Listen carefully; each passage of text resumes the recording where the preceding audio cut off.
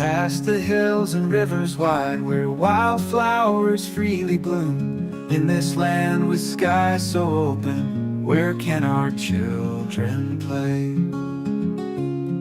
In cities bustling bright and loud, cars and lights that never sleep, do they find a piece of sky? Where can our children play? Bring them fields of green and gold, let their laughter echo clear. In a world so tightly wound, where can our children play? Mountains whisper ancient tales, forests sing in harmony. Will these wonders slip away? Where can our children play? Beyond the screens and towers tall, where dreams once were born and bred, do they carve new paths of joy? Where can our children play? Let's be stewards of this earth, guard the spaces wide and free. Do they find a piece of sky? Where can our children play?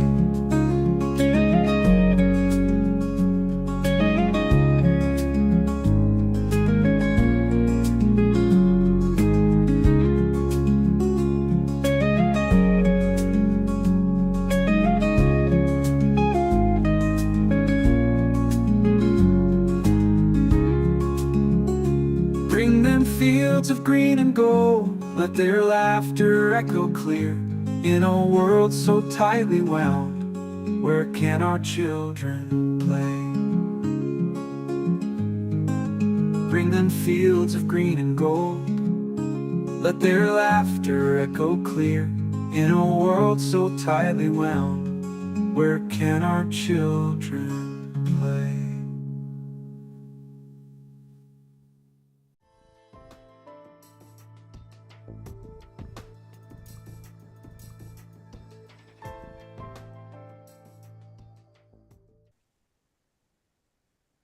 So good afternoon, everyone. My name is Lori Gagan, and I'm the founder of StopSprayingGlyphosate.com. And I am honored today to introduce to you one of my friends and colleagues, Dr. Michelle Perro. Dr. Perro is a veteran when it comes to pediatric care. She has been doing this for over 4 decades. And her book is really what intrigued me to learn more about her. And her book is What's Making Our Children Sick. I believe that everyone should be reading this. Every parent should have her book in their hands. It begins to open our eyes and how our food can certainly make our children sick. She believes that what we have as our own gift of self-healing and her passion, which is like mine, is educating that it all begins in the gut. And we know that for most families who are unaware of the dangers of herbicides like Roundup, Glyphosate, and many, many others, that our education needs to focus on the soil that our farmers are using to grow our foods and the herbicides that they may be spraying, because these are the foods that make our children sick. And then what ends up happening is we take these foods into the pantry, and then that's where it all begins for these children. So most families don't have the time to research these toxins that harm our immune system. But this is exactly what Dr. Perro has done. She has spent decades educating on the truth to how these herbicides and other toxins damage our immune system, which can lead to numerous autoimmune illnesses that often go unrecognized as the root cause. So, Dr. Perro, it's great to see you, and I'm really super excited, especially about this interview. I've been a huge admirer of yours now for decades, and especially how you teach in the world of the toxins that we're now living in. And most doctors don't even talk about root cause. They don't talk about the gut. They don't talk about stool, and they don't talk about how these toxins impact us.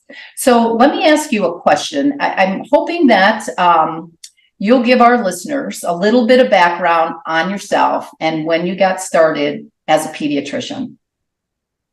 Sure. Thank you, Lori. That was a great introduction. It's one of the best I've heard. I've done a few of these interviews because I've been on this mission to educate families now. As you mentioned, it's been a while. I'm not new to this rodeo, but my passion has always been children. I started by performing in hospitals when I was a child. I was hospitalized myself. I became a candy striper. I began performing in hospitals as a theater major when I was little. And then I fell into medicine. That's the quick answer to my story. But my story really begins after the birth of my own son. And he had some health challenges. And I had the serendipitous encounter with an MD homeopath who I still adore. Her name is Dr. Ikenze, and she's local in my area in Northern California. And she told me a remedy to give my son, and he was better within 5 minutes. Lori, I'm a pediatric emergency room physician, as you know, now your listeners know, by training. I don't do it anymore. And I knew there was nothing else for my son. And the second time it happened, it worked again. And I didn't need 3 times. Twice was good for me to be out. I'm not out. Well, I was soon out of mainstream medicine soon after, but I began this journey back to school. And then when I opened my eyes via one of my moms in the practice to pesticides and learned about GMOs through Jeffrey Smith, many of us have been nursed on Jeffrey Smith's Seeds of Deception book, my whole world flipped. And I knew I needed to work on behalf of children and families once I learned about the connection between food, gut health, brain health, environmental toxicants. And I've been on this path ever since. And I learned the truth it was about 2000, and I started seeing an uptick in chronic gut disorders in kids as well as autism. And it was that moment.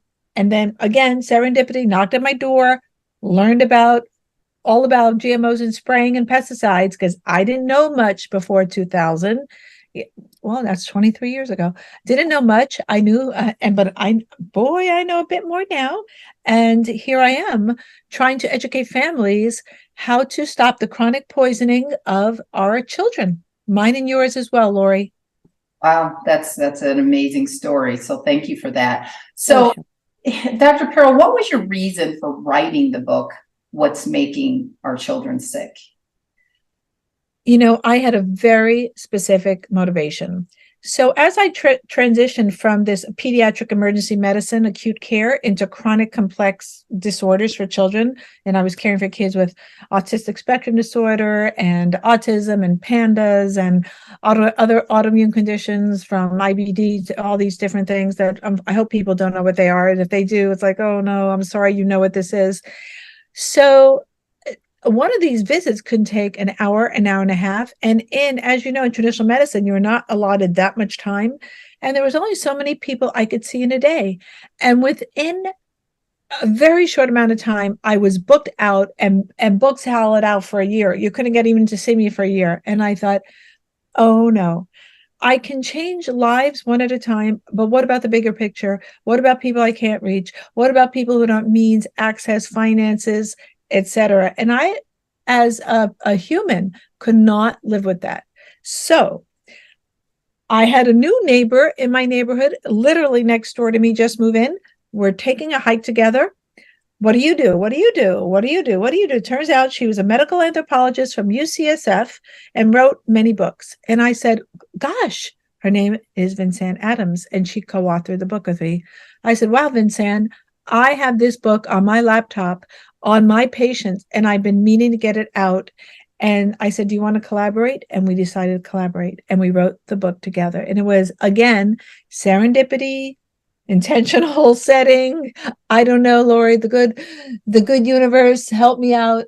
And she didn't believe a word I was saying, by the way, regarding in leaky gut, dysbiosis, abnormal microbiome, the gut-brain microbiome connection, nutrient deficiencies.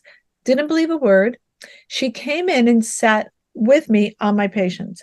I think it was the 11th or 12th patient. It was a family with 2 twin children with autism, where she said, I get it, Michelle. And by the time Dr. Adams sat in with me on my 20th patient, she said, 180 degrees, switched. She was totally bought in. We wrote this book together, and we chose 10 of the patients that we saw together to write about.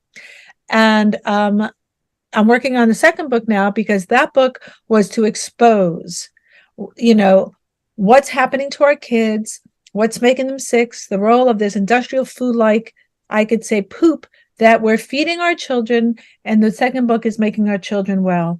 Tools that parents can use. It's going to be a simple manual at home, and I'm writing it with a nutritionist, pharmacist colleague of mine. So that's in the works literally as I speak. Oh, That's how that all evolved. It's a long answer, but that's how that came about.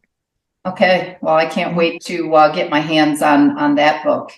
In your opinion, can you explain to our listeners how you feel that the Roundup herbicide, we know there's more herbicides, there's glyphosate, there's 2,4-D, there's Liberty, there's many others that come packaged all in one big bottle of poison.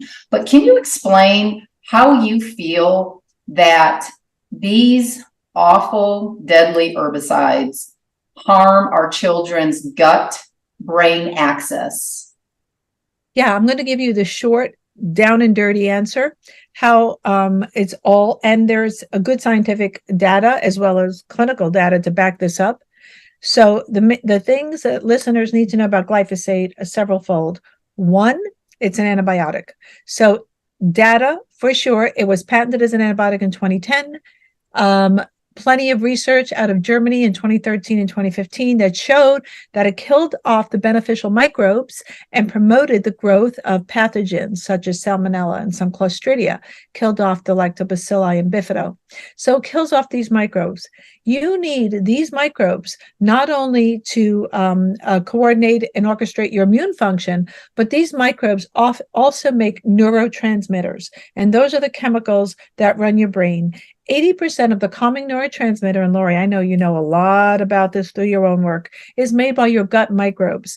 Now, your brain also produces some of these neurochemicals, but the majority is made by your gut microbes. We know they're under attack from glyphosate. Additionally, there's many things glyphosate does, as well as other glyphosate-based herbicides, but additionally, it's a metal chelator, which means it binds minerals. And it binds the necessary minerals, which are cofactors in the reactions that run, for example, your brain, among many other functions like zinc, magnesium, copper, manganese, crucial for brain function. So we have this one amino acid-like substance, glyphosate, N-phosphonylmethylglycine. It's a glycine analog. It can be almost considered an amino acid, very small. It can be substituted, glyphosate, for glycine, and that's the work of our friend Dr. Seneff and Dr. Samsel. And so we have this, we're eating it every day. It's in everything. Even organics have been contaminated glyphosate, 5 to 9% of organic crops, where our children are eating it 2, 3, 4, 5, 6 times a day if they're babies. It's in formula, it's in vaccines, it's in the air, it's in the water, it's in their food. We are inundated with it. So causes abnormal microbiome, no neurotransmitters to run the brain, no mineral cofactors to run the brain, and it impairs detoxification through a certain pathway in your liver called the cytochrome P450 system. So you can't clear these toxins, average of 6 pesticides in a food, as well as the myriad plastics, POEA, PFOA, and all the other fluorinated compounds, air, particulate matter in the air, and the fires, etc. We need this system to detoxify. Kids are overloaded, can't clear the toxicants. Their brains aren't working because their gut's not working because of what we've done through chronic poisoning of our food. It needs to go yesterday. There's no excuse for any herbicide. Pesticide is the overall arching word. Herbicide is specifically plants, fungicides, insecticides. They're all pesticides.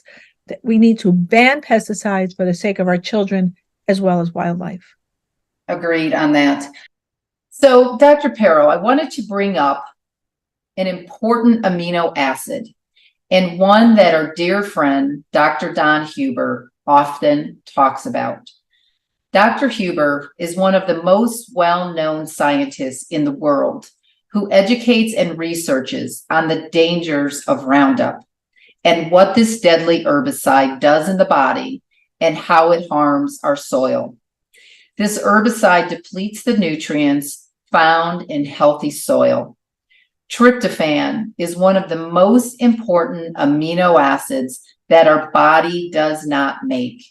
It has to come from the foods we eat or by supplement. And some of the foods would be chicken, eggs, turkey, nuts, and cheese.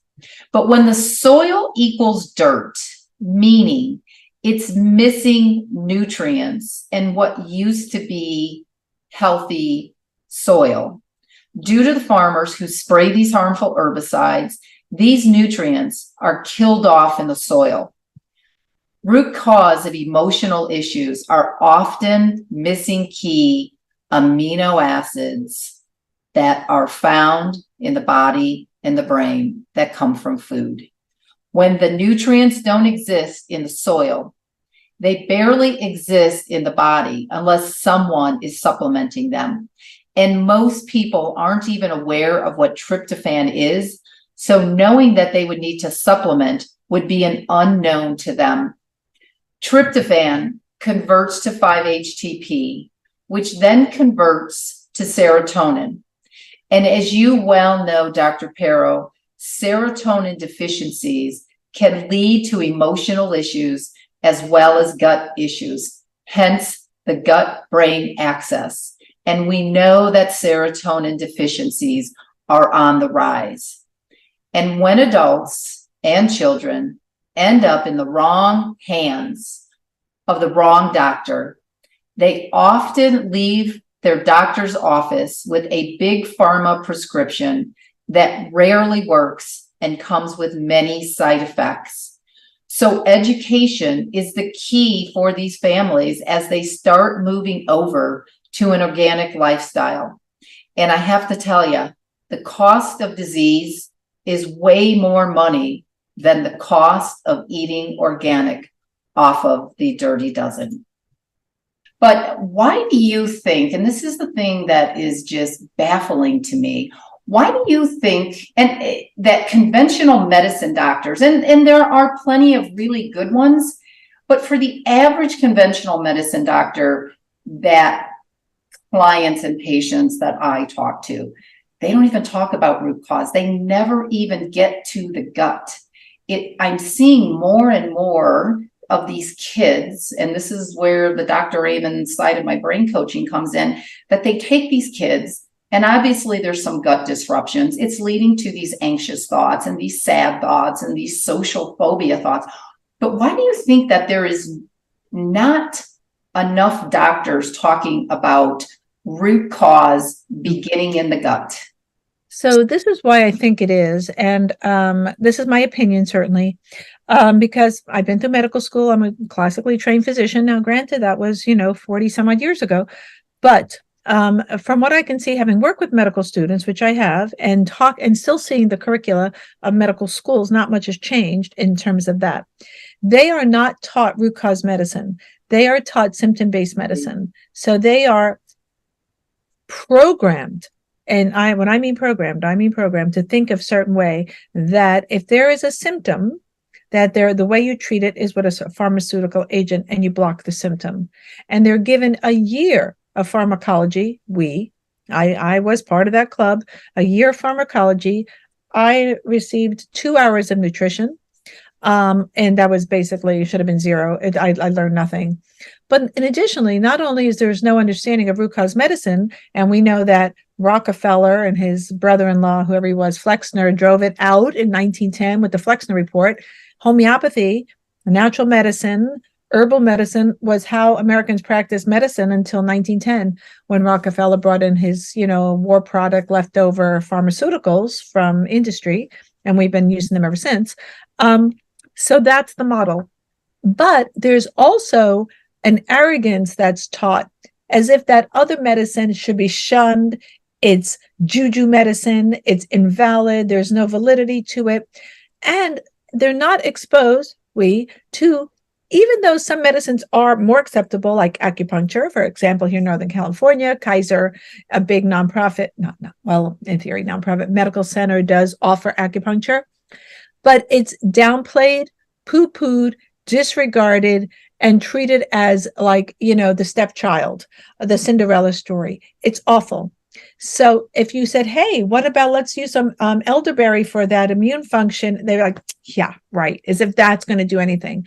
It's this kind of insidious arrogance that's instituted along with the training.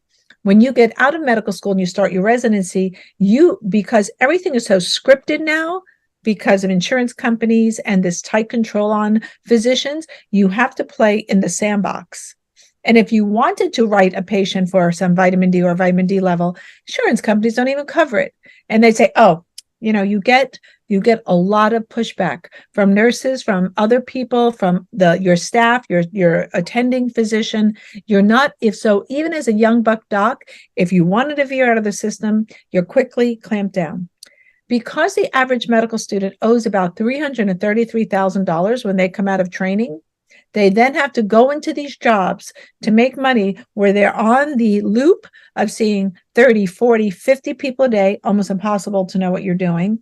And they become a slave to data entry. They just become this relationship with a computer, and they're not even seeing people anymore. They are unallowed to veer off what they've been trained. And because they have to see so many patients, that there is no time for root cause medicine, which is more time consuming. So the whole system is set up for prescription writing. That's, in my opinion, what happens, the sad story. And then to get where we get, people like myself, and there are many others who've become, I call myself an integrative physician or integrated pediatrician. We've had to literally self-train. So even though I went to homeopathic school, I did get my degree in homeopathy. I've done mostly a lot of self-training. I've literally trained myself to become a naturopathic doctor is what I've done through many courses. And as you can see behind me, I'm an avid reader. I read all the time. I'm constantly going to courses. I've been doing that for about 30 years and have trained myself to think in this way. But you have to really want it. Many physicians are starting to do it now because their own children are sick. So they're recognizing like, what I just learned for the past 4, 6, 7, 20 years is not working for my own. And some of those young docs are waking up. But it's awful when it has to be your own kid. Right. But I think that sometimes when that happens, it trains them to be a better physician, a better doctor, because I think that they start realizing that big pharma is not the answer to treating diseases. And I'm a firm believer too, that sometimes you need Eastern and Western medicine together, but it's not where we should be starting. Absolutely not, Lori. So we have to get off this pharmaceutical model. But because most people's insurances are in that model, I've had to work with people, and I give advice to a lot of people I'm still working with on how you get out of the model to support the integrative practitioners, whether it's a chiropractor or a DO or a naturopath or whomever you're seeing, how you can shift your funds to get out of the system to support the type of practitioner most people really want. Even the old time doc who made house calls, and the black bag, those docs were using still, and maybe in the 40s and the 50s, still more herbal medicine. A lot of them were left over from the old school. But I think that kind of medicine is in mainstream is not being practiced anymore. Not in our world, but in the mainstream world. Agreed on that. Because of time, I want to get to a really important question for our viewers. What can parents do in order to help their children overcome the effects of these dangerous chemicals? And what suggestion would you have for them if somebody is on a fixed income or a budget where there's not a lot of wiggle room for, we need some vitamin D and we need some vitamin C and you need a really good multivitamin and this and that? Give us your opinion and where they can go. Yeah, certainly, Lori. This is a great question. I never give supplements over organic food, ever. Never. Our food, even organics, is not nutritionally dense. So I used to advise just to try and eat organic as you can and give people where they get organic food. And Costco is one of the biggest buyers of organic food in the U.S. I have no stock in Costco, Trader Joe's, Sprouts, no stock whatsoever. But those are the kind of stores where you can buy organic. I tell families if they're not going to change their kids' diet to organic, I prefer the word now organic regenerative agriculture or farm to table or farmers markets. But some people can't get there and they don't have a farmers market, or they live in the winter in a snowy area. There's no farmers market. So farmers markets when you can, buying imperfect organics. They don't have to be perfectly looking, and the imperfect fruits and veggies at farmers markets, they'll discount them. Learn to cook. Do not buy the processed food. The processed food is more expensive. So you have to buy bulk whole foods, which means you have to learn how to cook them. And people say, I was never taught how to cook them. I can guarantee every young person knows how to get on YouTube. I would put $20 down right here that most people can do that. You go on YouTube and you Google how to make beans, fresh beans. You buy them in bulk. They're so affordable, super healthy, with some veggies, a little meat if you're a meat eater, but it must be organic, free range when possible. Buy smaller amounts of meat and use their bones. So if you, for example, are near an organic butcher, but you cannot afford the meat, ask the butcher to save you the organic bone. And you can make even a healthier soup with just the bone without the meat, and you don't even need the meat. So we have to teach young people, parents, grandparents even, how to, first step one, they must get into the organic mindset. Get off processed food. It's toxic. Carrageenan, emulsifiers, processed food, soy lecithin, all toxic. Get off it. And increase your water. And most people, I do believe, if you can buy at least a carbon-based water pitcher filter, or if your refrigerator has one, to not drink tap water. So families can stop there. Tap water is unfortunately toxic. A lot of the pipes in cities are old, lead, other heavy metals, neurotoxicants for kids' brains. Oh my gosh. Here in California, it's not just Flint, Michigan, Lori, as we know. And so there are some really good carbon-based filters, Brita, Pure, Zero Water. Those are 3 that you can take a look at. You can buy them, gosh, even I think even Costco has them, or Home Depot, and make sure you change the filter. You have to change the filter. So if families can just start there, learn from YouTube how to make basic foods, buy in bulk, ask friends, cook together, go organic, get a water filter. If families can do that, then I start with advancing it up a bit, adding fermented foods in. What I ask people to do is get apple cider vinegar and start there. Apple cider vinegar has, the acetobacter, which is the microbe that breaks down glyphosate. So if they're still getting some glyphosate, Roundup in their diet, at least apple cider vinegar may offset that. And apple cider vinegar is great for metabolism, obesity, diabetes. Gosh, affecting so many people now. Either put it in a salad dressing or drink a little bit in your water. Put it in your child's smoothie. So we can start incorporating fermented foods in children's diets. If families are really struggling with a kid with a chronic disorder and they can do those things, I ask them to take off gluten and dairy and do a trial, especially because those foods are inflammatory. We could spend 2 hours talking about what we've done to gluten in America, but remove gluten and dairy.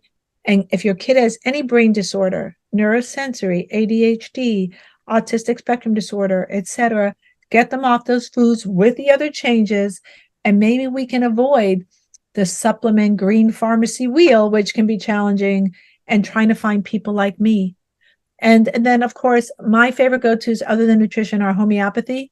And when the book comes out, and we'll do another podcast, I want to get this in everybody's hands so everyone could be their own family doctor. And we can re-empower parents to regain the tools we once had. And that's really good. It's empowering really the families that don't have all the tools at their fingertips. And buying a book is pretty simple, pretty straightforward. I love those tools that you're talking about. How can somebody find you, find your work if they're wanting to do like more research? Yes.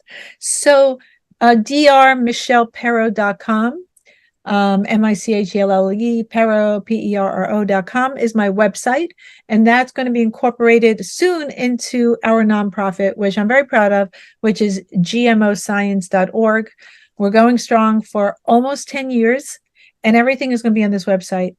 As you know, Lori, myself, Dr. Stephanie Seneff, and Zen Honeycutt from Moms Across America, CEO, we have a podcast we do once a month called The New MDs, Mothers, Doctors, and Scientists. And we're tackling all these subjects. We're on Facebook. Our next one we're doing is next week on Alzheimer's. And we have that on Facebook and YouTube. And that will be under All GMO Science. That's what I'm working on literally as we speak, if I can keep my tushy in a chair long enough to do the work. And so, but listening to as many different perspectives, as many podcasts like yours, Lori, going to Environmental Working Group, that's a great source. Moms Across America, super good source. Made Safe, Amy Ziff's place. These are where people need to switch their attention. And if I beg people, get off mainstream media, get your kids off that TV, please monitor their devices. Don't let them do TikTok and these other mind capturing social media things, which are definitely targeting children. So shut the TV. Agreed on that. Well, thank you so much. And what was the name of that website that you're doing once a month again? So we're doing the New MDs, and it's on the New MDs is on YouTube and Facebook, and it'll be soon found by September on gmoscience.org. It'll be there living as well. And I couldn't say enough good things about Stephanie Seneff and Zen Honeycutt. They are such like powerhouse women and so humble, so much information. And I'm very proud of the women that we all network with and collaborate with, Lori, because we are changing the conversation on behalf of our kids. And that's where it needs to start. So thank you so much. I'm so grateful for your time today. I will go ahead and get this posted as well as that website. And I think everybody should take a look at it. And for those of you who have not read Dr. Perro's book, What's Making Our Children Sick, go online and get a copy. You can even get like used copies that people have, reread, and then they're selling them for super cheap. So every parent should have that as a tool in their pantry. Thank you for that.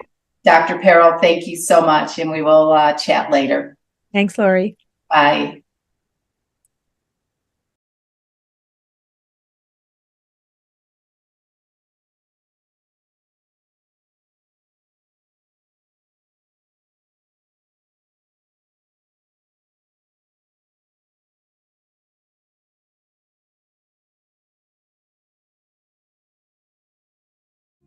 Bring them fields of green and gold, let their laughter echo clear.